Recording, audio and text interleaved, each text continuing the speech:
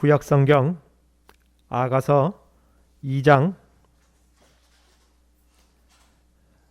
3절 말씀, 한 절 말씀만 앞에 스크린을 참고하시고요. 함께 읽겠습니다. 남자들 중에 나의 사랑하는 자는 숲을 가운데 사과나무 같구나. 내가 그 그늘에 앉아서 심히 기뻐하였고 그 열매는 내 입에 달았도다. 아멘. 우리 좌우에 인사하실까요? 우리 샬롬 하시고 인사하겠습니다. 샬롬, 샬롬.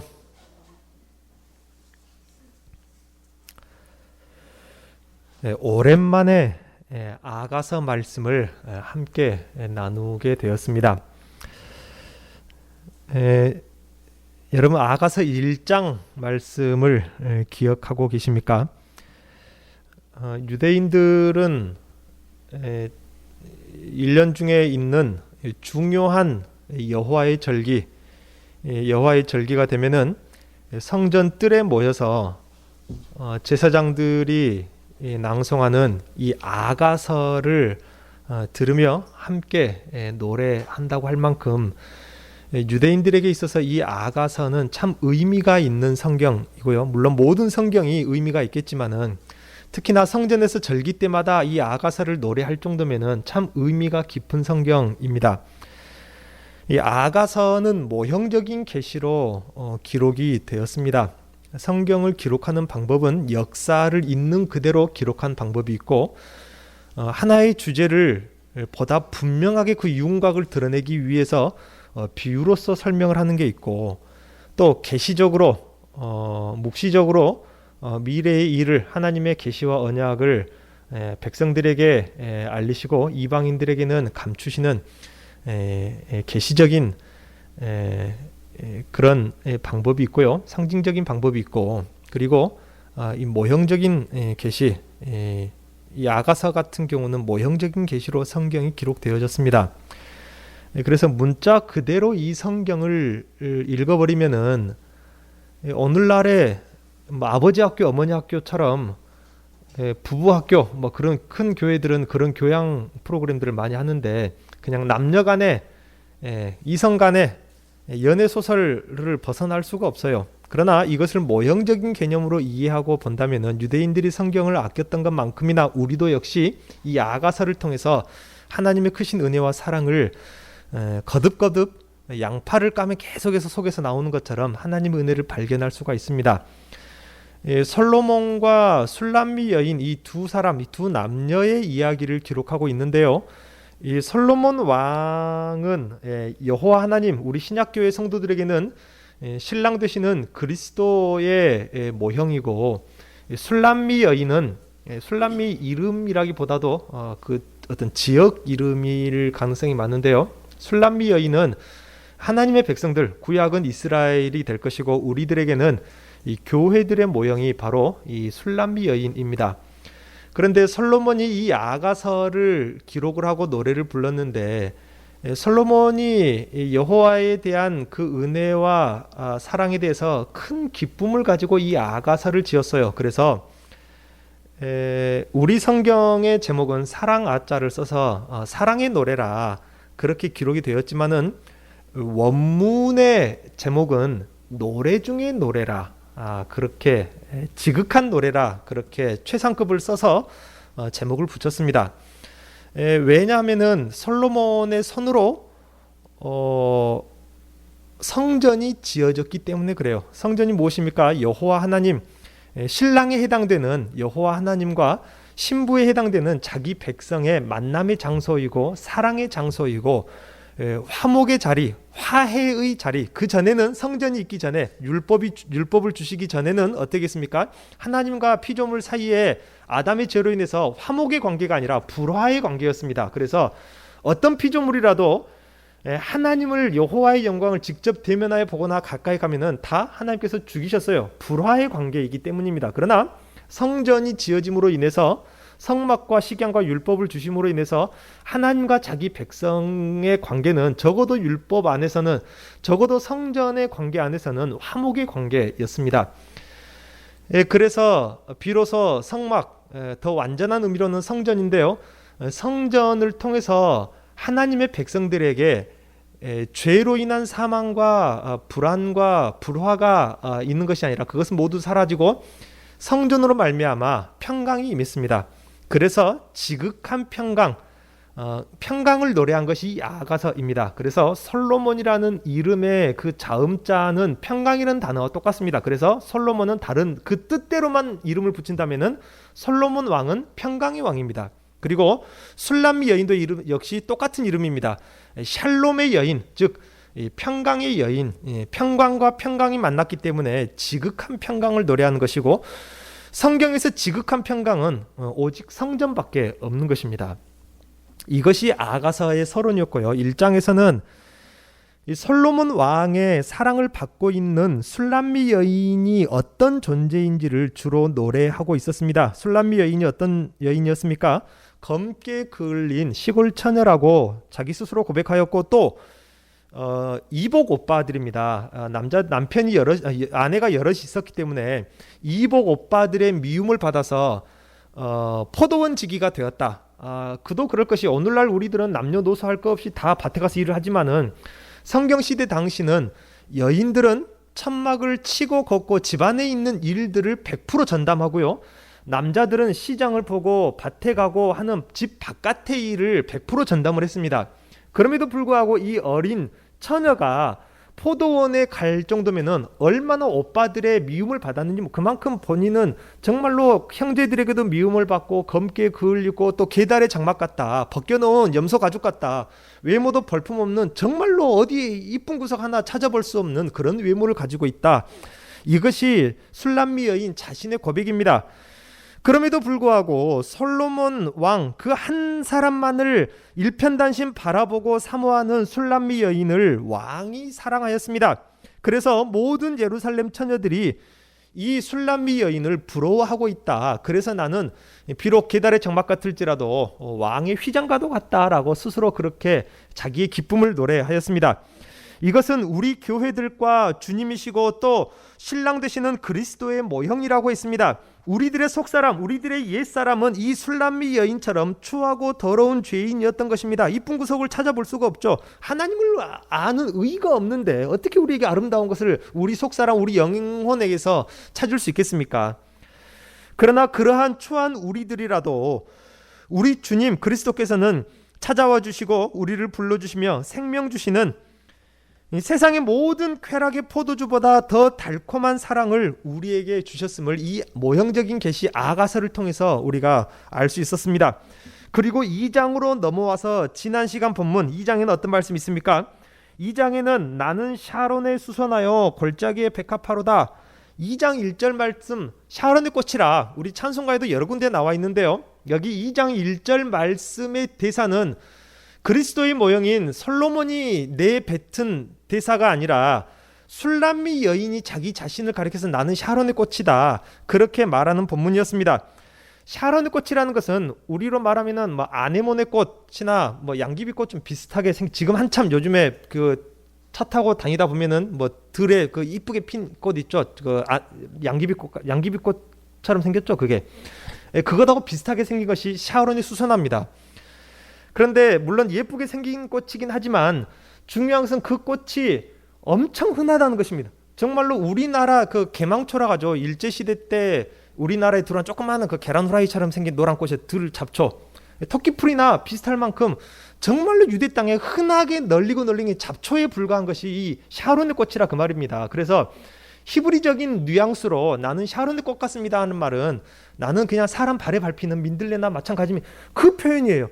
1장에서 술람미 여인이 자기 자신을 어떻게 표현했는지 아시잖아요. 그래서 나는 그야말로 흔하디 흔한 그런 들 여인들 중에 하나입니다 라고 고백을 하는 것이 2장의 시작이었습니다. 그러나 2절 말씀, 왕의 고백이죠. 그렇지만은 여자들 중에 내 사랑은 가시나무 가운데 발견한 백합화로다. 그래, 흔하디 흔한 백합화지만은 너는 특별하다, 그 말입니다. 우주 속에서 우리 사람의 존재가 그러하고 이 세상 모든 만물과 사람들 속에 오늘 우리들의 존재가 그렇게 흔하고 사실 보잘것없는 존재인 것은 분명합니다. 그러나 그러한 술람미 여인에게 왕은 비록 많은 무사람들 중에 하나라 할지라도 주님이 생명 주셔서 신부 삼은 매우 특별한 사람이라 그렇게 우리에게 말씀하고 있는 것입니다. 그냥 꽃이 아니라 가시나무 가운데 꽃처럼 특별하다라고 그렇게 특별하게 여겨주신 것, 이것이 중요한 것이죠. 이에 그 말씀 1절 2절 말씀에 이어진 말씀이 오늘 본문 우리가 읽었던 3절 말씀입니다.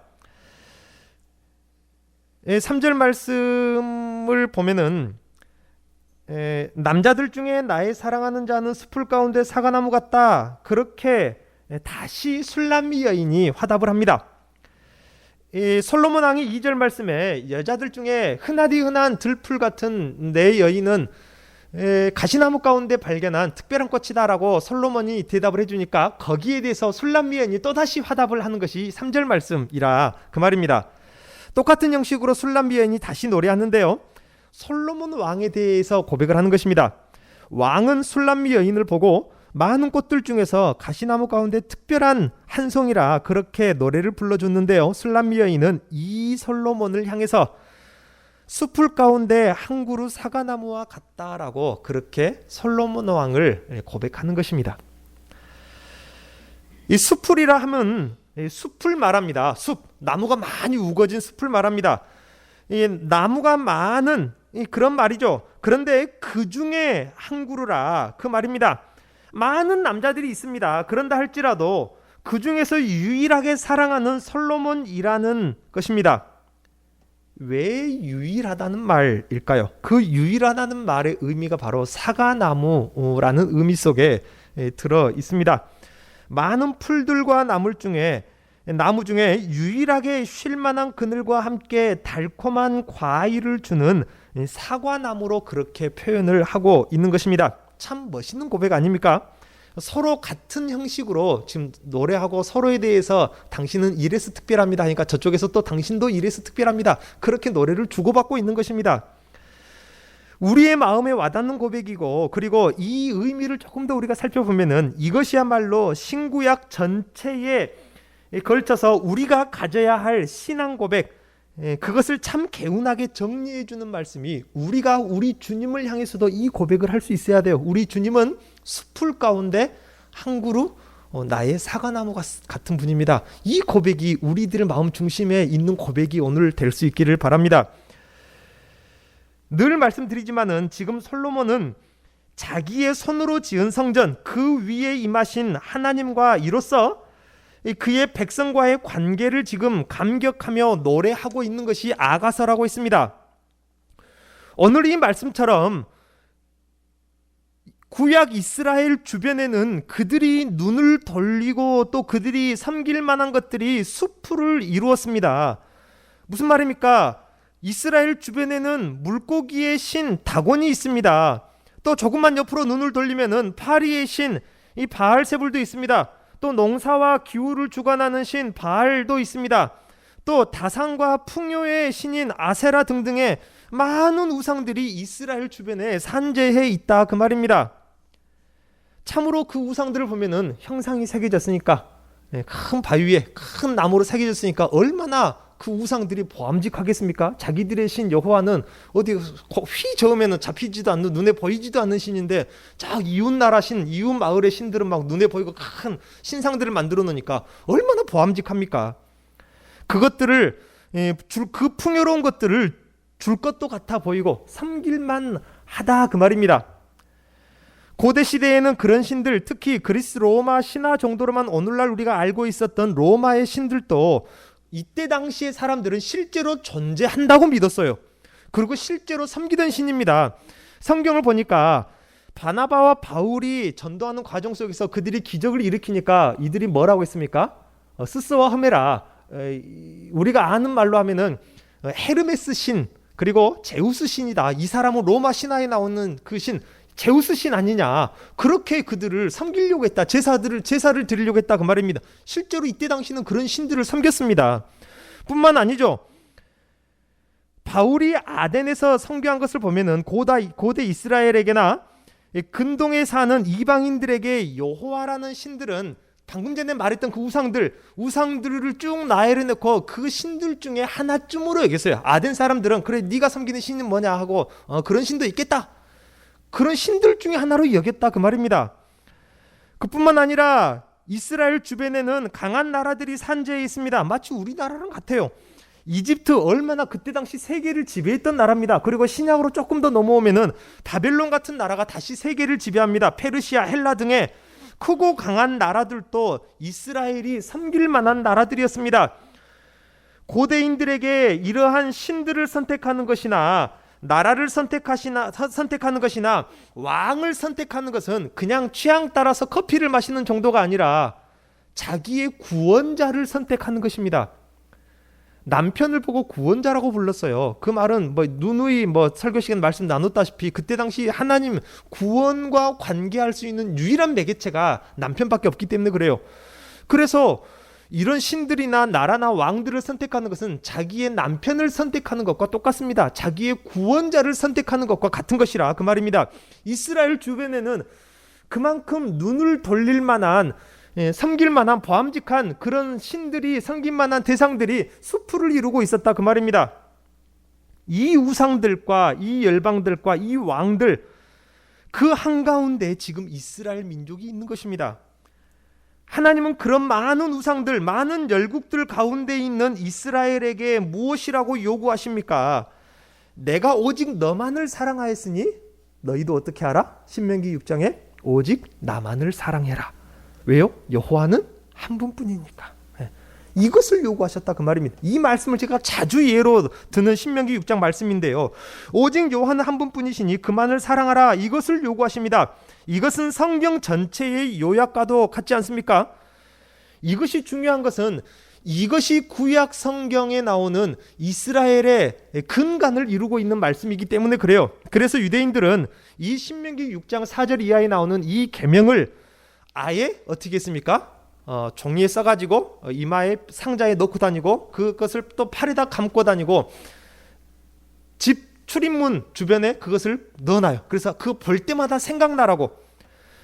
이 계명을, 하나님은 한 분뿐이시니 그만을 사랑해라는 이 계명을 아기가 처음 응형에 태어났을 때 그 아이 귀 속에 제일 먼저 넣어주는 소리가 세상의 자동차 소리, 새 지는 소리, 그런 소리가 아니라 이 계명을 그 아이 귀 속에 제일 먼저 넣어준다고 합니다. 그리고 한 사람이 생을 마감할 때도 마지막으로 그 사람의 귀 속에 넣어주는 소리가 이 신명기 6장 4절 말씀이래요. 여호와는 한 분뿐이니 그만을 사랑하라. 집을 나설 때나 자녀를 떠나보낼 때도 역시 이것을 들려줍니다. 하나님은 한 분뿐이시니 그만을 사랑하라 그 말입니다. 그럴 수밖에 없죠. 방금 말씀드렸다시피 주변에 얼마나 많은 섬길 만한 것들이 산재해 있습니까? 수풀을 이루고 있는데 그 가운데서 여호와는 한 분뿐이다. 그분만을 사랑해라. 이것을 강조하지 않을 수가 없다 그 말입니다. 하나님의 위엄 있는 계명이면서 오직 자기만을 사랑해달라는 하나님의 사랑의 요구인 것입니다. 그야말로 수풀의 많은 나무 가운데 이스라엘이 바라봐야 할 유일한 한 그루의 나무, 사과나무 같은 분이라 그 말씀인 것입니다. 그러나 이렇게 아름답고 멋있는 이스라엘과 하나님과의 사랑이 계속되면 얼마나 좋았겠습니까? 참으로 안타까운 것은 이러한 모든 것들보다 유일한 사랑, 유일한 섬김, 유일한 예배의 대상인 여호와 하나님이어야 했는데 그들 구약에 신부된 이스라엘은 다른 모든 것들을 섬기고 사랑해버렸습니다. 성전에서 행음을 했다고 했습니다.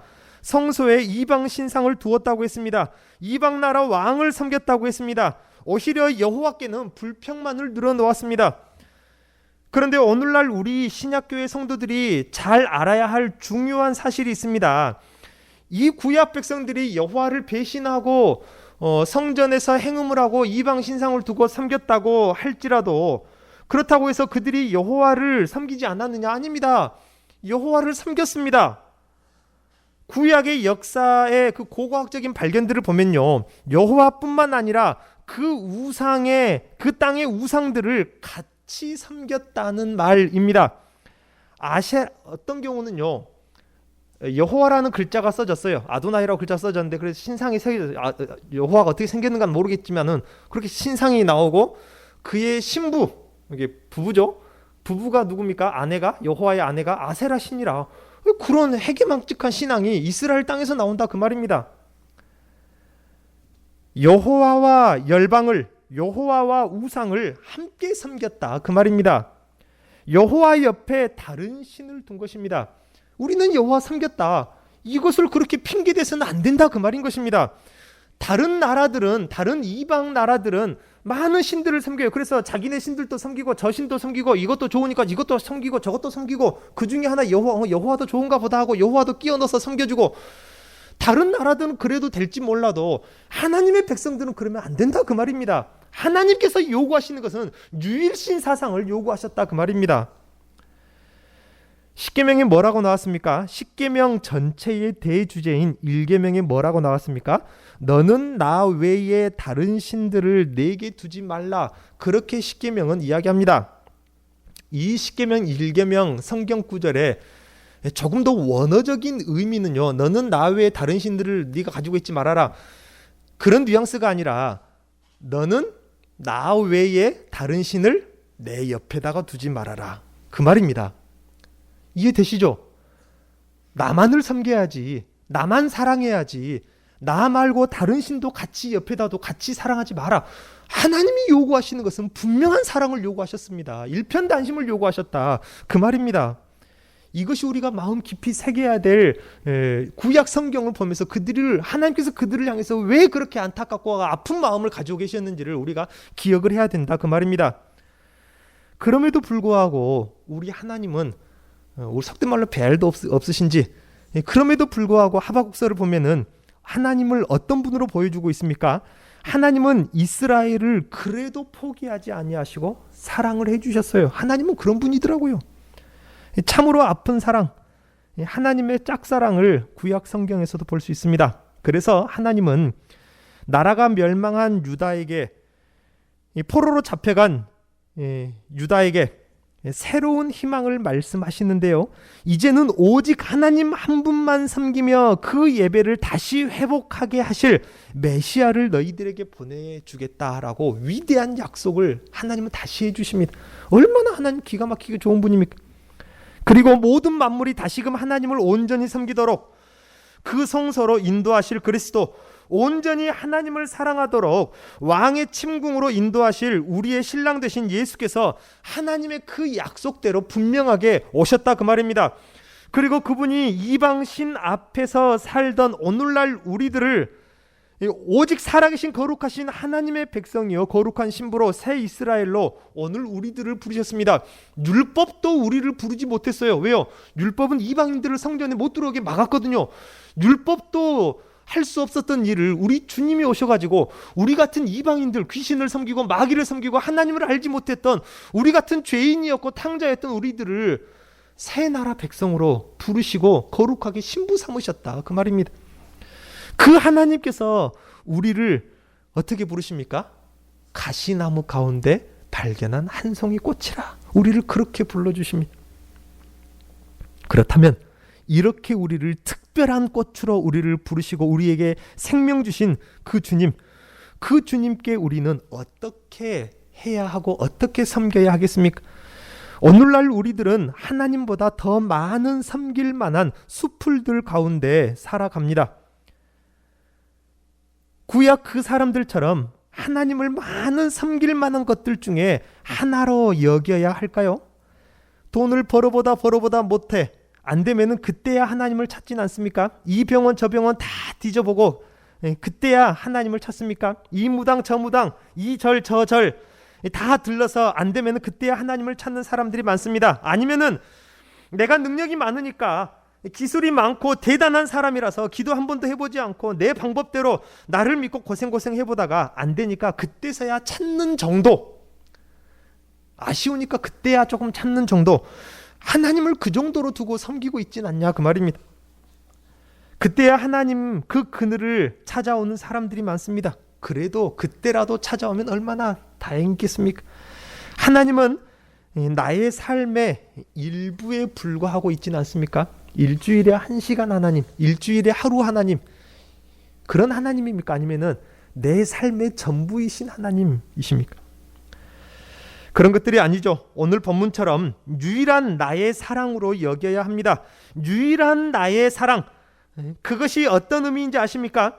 앞에서 말씀드렸던 이 세상에 있는 그 모든 것들이 내 앞에 있을지라도 그 모든 것들은 내가 사랑할 만한 것들이 아니라, 이 고백을 우리가 주님 앞에서 할 수 있어야 됩니다.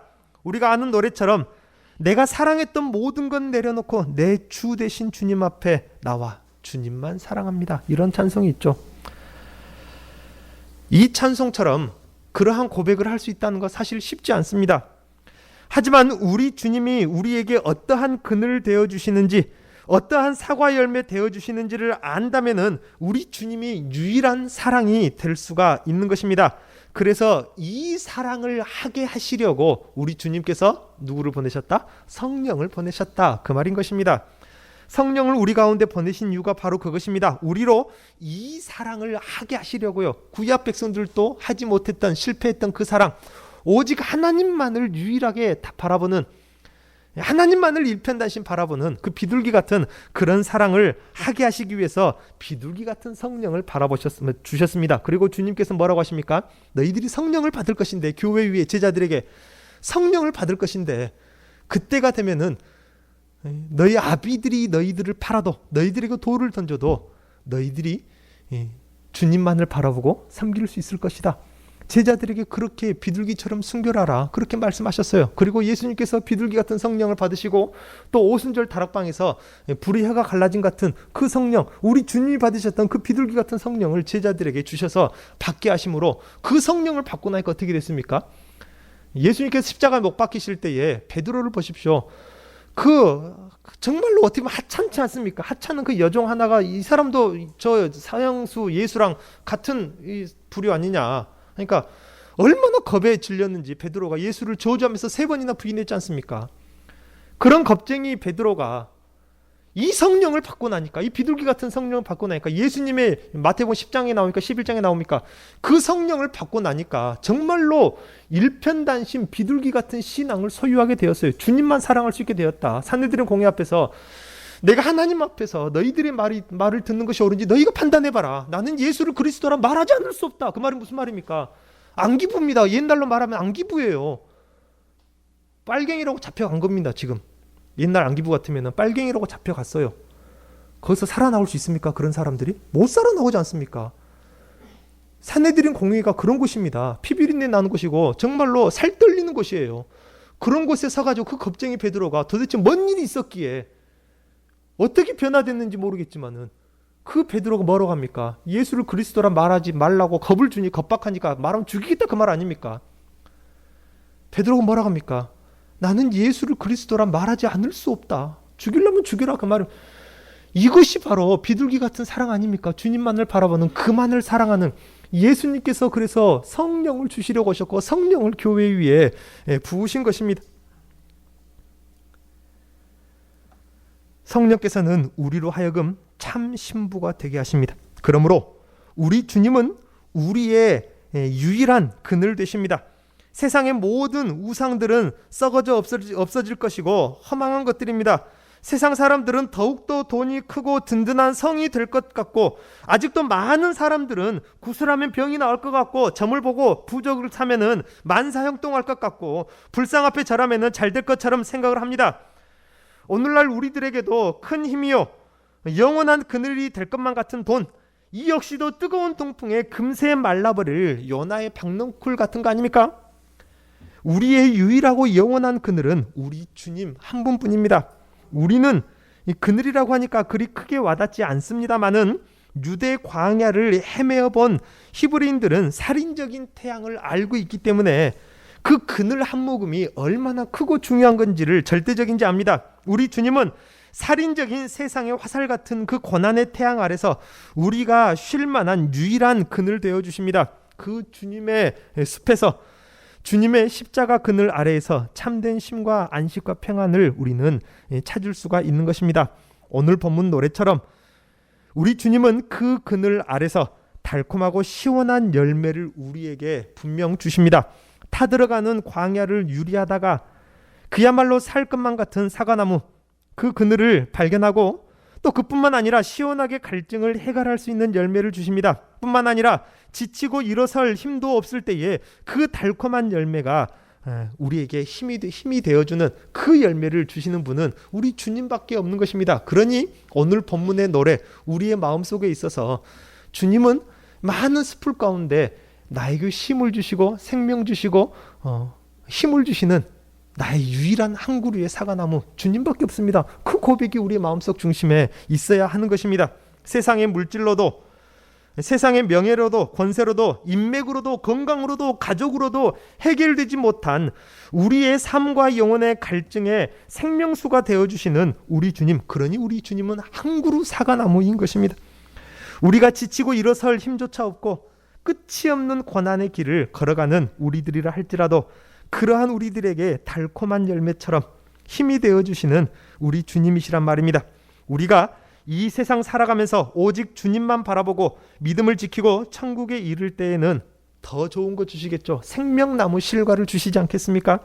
그래서 영원한 생명의 갈증 또한 해결해 주실 것입니다. 이 영원한 생명의 갈증을 해결해 줄 이 생명 열매는 세상에서는 얻을 수 없는 열매입니다. 그러니까 숲풀 가운데 사과나무는 우리 주님 한 그루밖에 없다, 그 말입니다. 그러니 이 주님을 두고 우리가 어찌 다른 것들을 사랑할 수 있겠습니까? 여러분, 세상 가운데서 오직 그분만을 바라보시고 그 주님의 사과나무 그늘 아래로, 우리 주님의 십자가 그늘 아래 들어가 참된 쉼을 얻으시기를 축원드립니다. 기도하겠습니다.